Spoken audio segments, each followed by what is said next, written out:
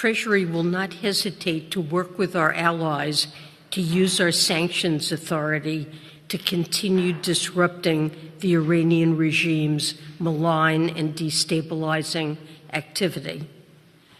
Let me now turn to the global economic outlook, which remains resilient.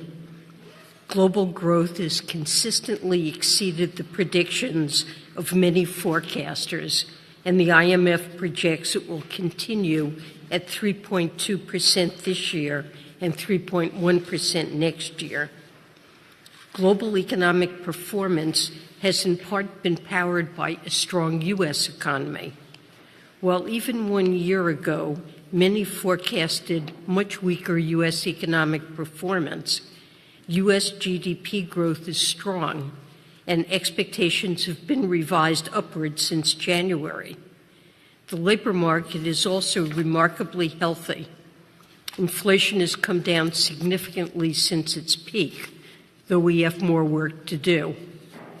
We're also focused on building on our historically fast and inclusive recovery by investing for the medium and long term, including through President Biden's Investing in America agenda.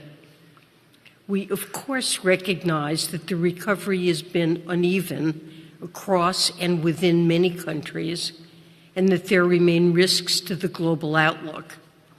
And from the start of the administration, President Biden has made clear that American isolationism was over. So while we expect that America's economic strength will continue to underpin global growth, we've also been engaging with the world to mitigate short-term risks and support sustainable long-term growth, and will continue doing so this week. As Treasury Secretary, I focused on deepening economic ties with both our long-standing allies and partners and emerging markets. President Biden and I believe that promoting peace and prosperity abroad leads to stronger markets that can benefit American workers and firms through trade and investment. And deepening ties helps us build resilient supply chains, an approach I've called friendshoring, which bolsters our nation's economic security and brings benefits to other economies. This week, I'll meet with South Korea and Japan for the first trilateral finance ministers meeting to coordinate on issues from sanctions to climate and financial resilience in the Pacific Islands. I'll participate in a trilateral principal-level exercise with the United Kingdom and the European Banking Union to help fortify our systems for rapid coordination and communication during times of financial stress. And I'll continue working with Brazil on priorities for its G20 presidency, as we worked with India last year and will work with South Africa next year. I'll also remain focused on our relationship with China. While in China last week, I emphasized that a healthy U.S. China economic relationship with a level playing field can bring significant benefits for American firms and workers. And I raised concerns the United States shares with many other countries about overcapacity, which poses risks to America and to the global economy. The U.S. and China also announced that we're increasing cooperation in our shared work against money laundering, engaging in exchanges on balanced growth in the domestic and global economies, and expanding ongoing technical exchanges on financial regulation and financial stability. We'll sustain momentum this week by holding in person the fourth meetings of the Economic and Financial Working Groups, which allow us to share information, identify potential areas of cooperation, and, when we disagree, frankly communicate concerns. These meetings will include important discussions on anti-money laundering and balanced growth. Alongside bilateral engagements, we're focused this week on continuing our efforts to strengthen the international financial architecture. Heightened vulnerabilities from challenges including climate change, pandemics, and fragility and conflict pose risks to global growth and development. No one country can tackle these issues alone, nor is bilateral action sufficient, so we've pushed for decisive and coordinated action. Since I called for MDB evolution, World Bank President Ajay Banga and leaders across the MDB system have enabled significant progress toward building better, bigger, and more effective MDBs that help uphold the rules-based international order and are positioned to drive tangible impact. We've generated nearly $250 billion in new lending capacity over the next decade, $200 billion from responsibly stretching balance sheets and pursuing innovative measures, and almost $50 billion from capital increases we successfully negotiated at the European Bank for Reconstruction and Development and the Inter-American Development Bank. Looking ahead, we hope to agree on a callable capital increase for the African Development Bank next month, and we're focused on achieving a robust IDA replenishment that provides crucial resources to the world's poorest and most vulnerable countries, as well as ongoing work to incentivize projects with cross-border impacts, mobilize private capital, and bolster climate financing. The MDBs invested nearly $100 billion in climate finance in 2022, of which $60 billion went to low and middle income countries. We're now working with Brazil to facilitate increased access to climate finance through a review of the climate finance architecture. We're also urging the MDBs to increase their focus on fragility and conflict, which can reverse hard-won development gains, undermine the impact of new investments, and have far-ranging spillover effects, such as increasing food insecurity. We see current challenges in Haiti, Africa, the Middle East, and elsewhere, and know more needs to be done, as I'll discuss this week with President Banga and leaders from IDA countries facing these challenges directly. At the IMF, we're focused on further strengthening the institution's ability to serve at the center of the global financial safety net and play a crucial crisis response function. The U.S. and other countries achieved a landmark 50% increase in IMF quota resources. At home, Congress authorized $21 billion in lending to the Poverty Reduction and Growth Trust, which is key to enabling low-income countries to restore macroeconomic stability and address debt sustainability risks, and extended our participation in the IMF's new arrangements to borrow through 2030, helping shore up a critical second line of defense in the IMF's resources. As we head into Managing Director Kristalina Georgieva's second term, we'll push for strong IMF programs that incorporate robust policy conditionality to enable countries to restore stability and exit from IMF lending, and we'll see greater collaboration across the IMF and MDBs. We also continue to urge progress in particular debt restructuring cases, as we've achieved in Zambia, and to advance general reforms through the Global Sovereign Debt Roundtable, which will meet this week. Many countries that are solvent are also facing increasing challenges. In 2022, net inflows to developing countries dropped to their lowest level since 2009. This means too much money flowing out in the form of debt service relative to how much money is flowing in.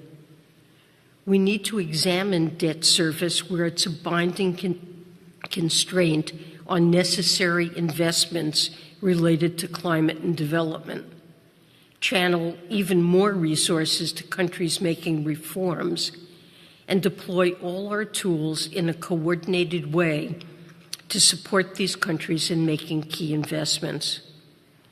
Finally, we've focused this week on advancing our work to protect human lives and the global economy in the context of ongoing conflicts. As Russia's invasion of Ukraine continues in its third year, we remain committed to standing as part of a global coalition to support Ukraine and constrict Russia's ability to wage its brutal war. This is a humanitarian and moral imperative, and also an economic one given the war's significant negative impacts on economies around the world. I'm glad that the IMF recently affirmed Ukraine's strong performance on its program and is providing financing and expertise to support economic growth and a robust reform agenda. And I urge the House of Representatives to provide critical support for our allies, including Ukraine. We announced additional sanctions on Russia's national payment card system and on Russian regional financial institutions in February, and we're continuing to work with our international partners to unlock the economic value of immobilized Russian sovereign assets and ensure that Russia pays for the damage it's caused. We're also responding to challenges in the Middle East. The attack by Iran and its proxies underscores the importance of Treasury's work to use our economic tools to counter Iran's malign activity. We've targeted over 500 individuals and entities connected to terrorism and terrorist financing by the Iranian regime and its proxies since the start of the administration, including targeting Iran's drone and missile programs and its financing of Hamas, the Houthis, Hezbollah, and Iraqi militia groups. From this weekend's attacks to the Houthi attacks in the Red Sea, Iran's actions threaten the region's stability and could cause economic spillovers. As we continue to use economic tools, including against Hamas, we've emphasized Treasury's humanitarian-related authorizations to ensure sanctions do not impede life-saving aid. In Gaza, the entire population, over 2 million people, face acute food insecurity, and most of the population has been displaced. It's incumbent on all of us here at these meetings to do everything in our power to end this suffering. Finally, to support stability in the West Bank and Gaza, Israel, and the broader Middle East region, we're targeting perpetrators of extremist settler violence in the West Bank, working to ensure a functioning banking system there, and supporting the IMF programs in Jordan and Egypt. Let me stop there, and I'd be happy to take your questions. First question will go to Victoria, Bloomberg. Thank you. Secretary, I had a couple of questions on the situation in the Middle East. First, on the economy, how concerned are you about the impact this escalation can have on oil markets and the global economy more broadly? Are you seeing spillovers? Do you expect to see spillovers? And then secondly, you mentioned using the Treasury Sanctions authority. Is this a warning in case of further escalation, or is this something you're actively looking at in response to the recent attacks? Thank you. Well, in terms of spillovers, we have seen some spillovers, but I would not describe them as widespread. Of course, we are working hard and feel strongly that we want to contain the conflict so that it doesn't become a broader regional or even global conflict.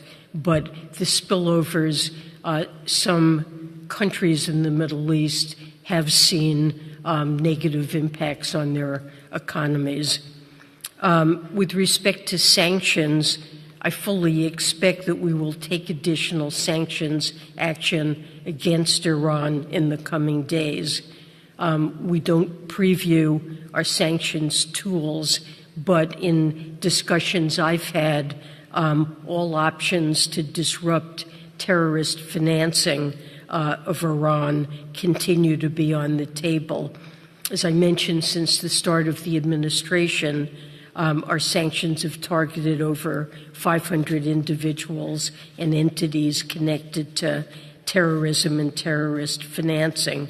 And since October 7th, in addition to robust Hamas sanctions, we've also acted against 117 people, entities, and vessels tied to financing of Iran's destabilizing activities, and we have acted against UAV and ballistic missile procurement networks, assassination rings, and terrorist networks. So I fully expect we will take additional sanctions action. Next question goes to Andrea with Reuters. Thank you, Madam Secretary. Let me just follow up on Victoria's question there. So on the sanctions, just a year ago, you told Congress that you thought the sanctions had not been particularly effective in changing Iran's behavior. And I wonder if you are looking now at other instruments that you could use to pressure Iran not to repeat the unprecedented attack on Israel. And specifically in that regard, is there some way that you could affect its ability to benefit from oil exports? And would that be a big consideration? They produce 3% of the world's oil. Then secondly, on the Russian sovereign asset question, the G7 finance ministers will be meeting. Are you seeing any progress in terms of convincing other G7 allies that there is a legitimate and legal basis to seize Russian assets? You walk us through what the current state of play is. Thank you. Sure.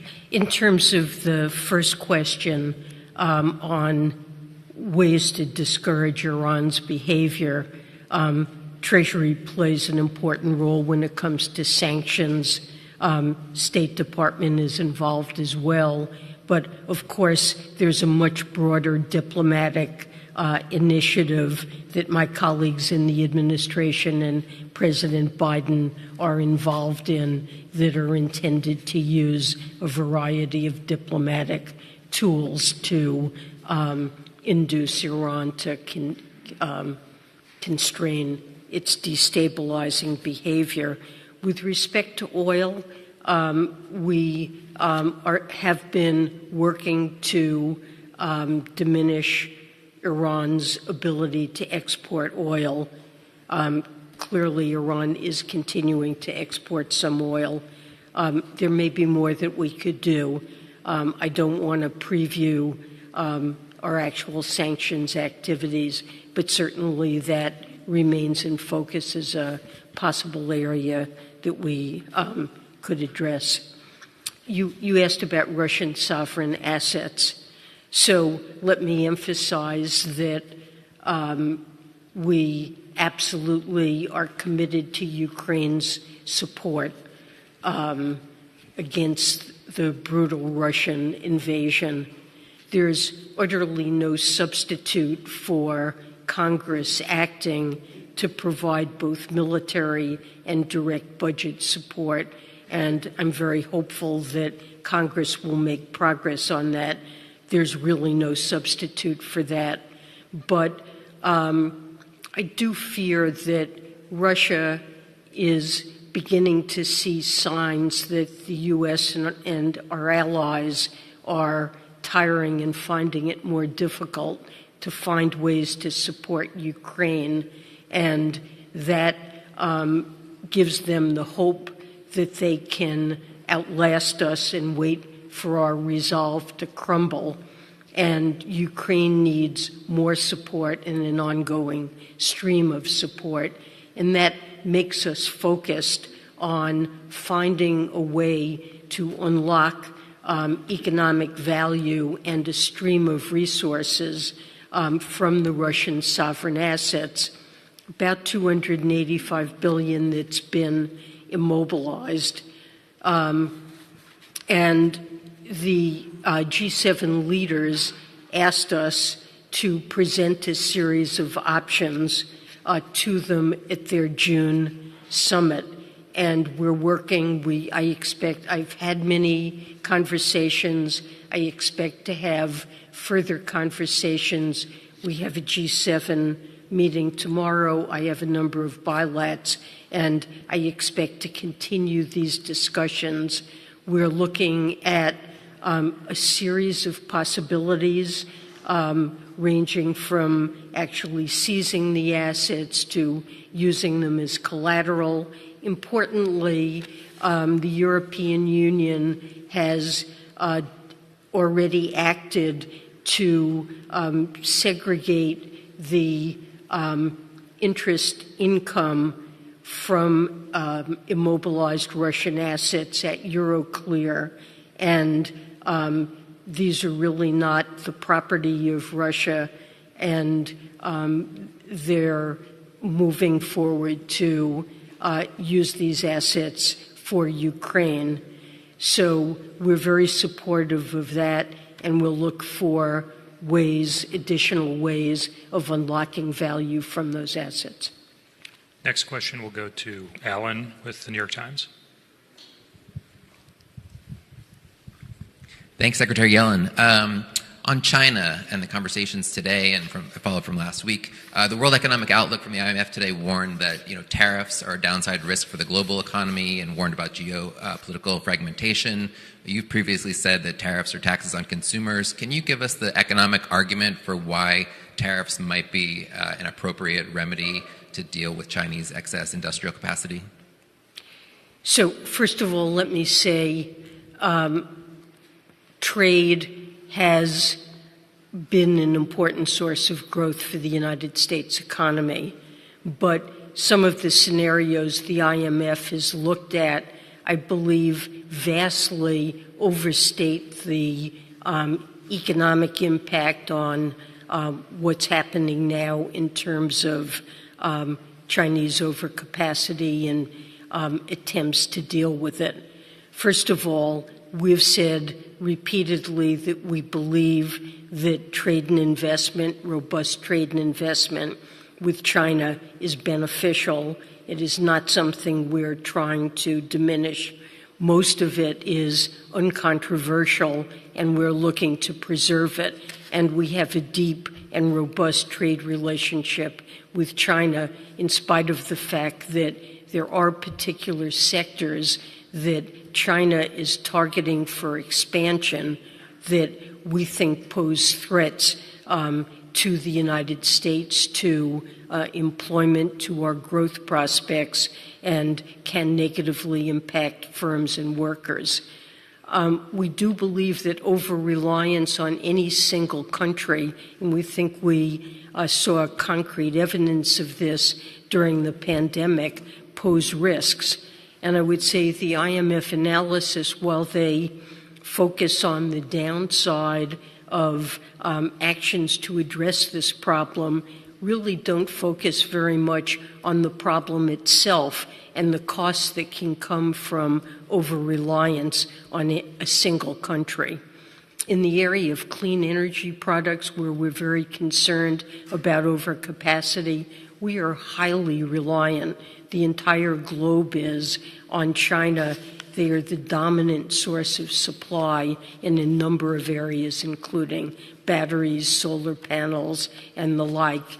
And, in my meetings with my Chinese counterpart, Vice Premier He, we have agreed that we want to see robust trade and investment, but on a level playing field.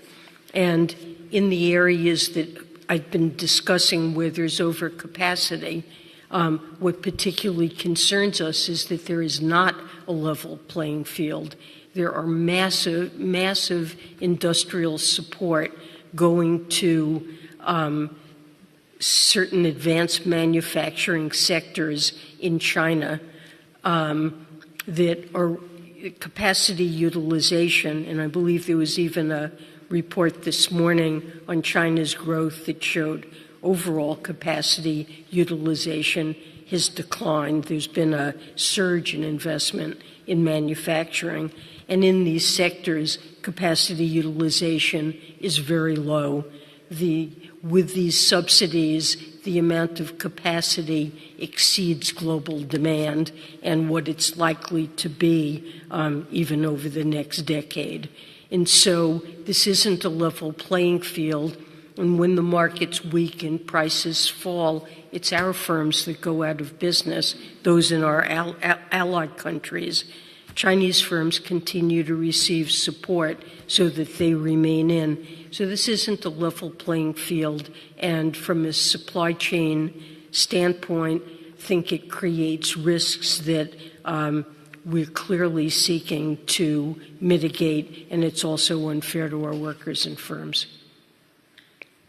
Next question will go to Andy Duran, the Wall Street Journal. Hi, Secretary Yellen. You mentioned that you'll be meeting with your Japanese counterpart, and you mentioned your friend-shoring agenda. I wanted to ask about Nippon Steel's acquisition of U.S. Steel. The president has said that U.S. Steel should remain domestically owned. Do you agree with that? Should U.S. Steel remain domestically owned? And is that statement a sign that CFIUS will block this transaction? Well, on CFIUS, I cannot say anything about even what cases are under review at CFIUS. There is utter confidentiality that applies to that. I certainly accept the president's view, which he has stated, that the company should remain in American hands. He hasn't said specifically that it's an issue of national security, but one that has to do with the good of the workers in the country. Final question will go to Julie with AFP.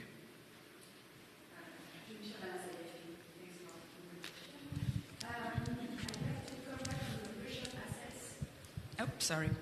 It's better with the microphone. Julie Chabanas, AFP. Just a follow-up on the Russian assets. Russia has threatened of sanctions in case their frozen assets are used. To sanction whom? Russia has threatened to sanction EU, especially. What could be the consequences of such sanctions? Russia has already taken actions against firms based in the United States and Europe and other countries. Of course, there could be retaliation, and we are looking at the risks that are associated with using these assets and evaluating different strategies that we might present to the G7 leaders. Evaluating the risks is part of that.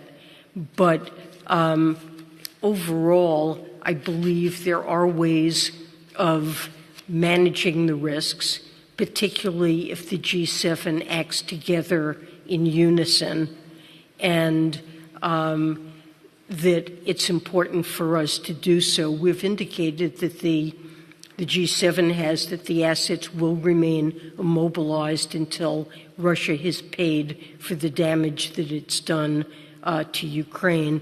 And I would point out that since most of the assets are no longer invested, they're in cash and no longer earning interest, that it's quite clear that those interest proceeds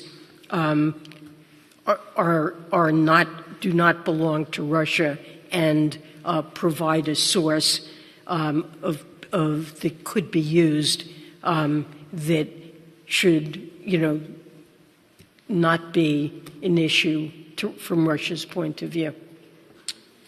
All right. Thank you all for joining us. Thanks.